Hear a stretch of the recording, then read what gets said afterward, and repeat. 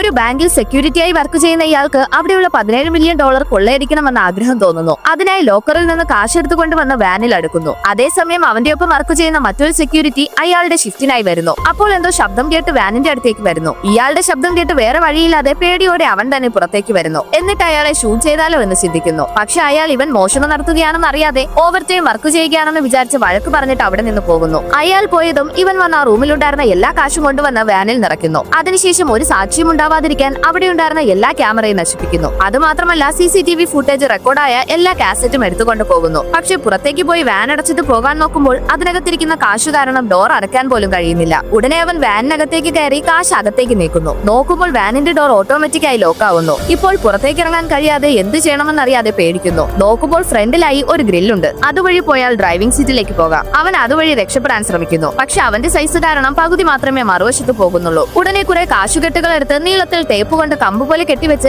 Accelerator അമർത്തി ഒരു വിധത്തിൽ ബാങ്കിന്റെ ചുവർ തകർത്ത് പുറത്തു വരുന്നു. എന്നാലും അവനാണ് ബാങ്ക് കൊള്ളയടിച്ചതെന്ന് തെളിവുകളോടെ പോലീസ് കണ്ടുപിടിക്കുന്നു. അത് എങ്ങനെയാണെന്ന് നോക്കുമ്പോൾ അവൻ കാസറ്റ് എടുക്കുമ്പോൾ ഒരെണ്ണം മാത്രം എടുക്കാൻ മറക്കുന്നു. മാത്രമല്ല ആ വാൻ നിർത്തിയിരുന്ന സ്ഥലത്ത് ഒരു CCTV ഉണ്ട്. അതിലുണ്ടായിരുന്ന ഫുട്ടേജ് വെച്ച് അവനാണ് കുറ്റവാളി എന്ന് കണ്ടുപിടിക്കുന്നു.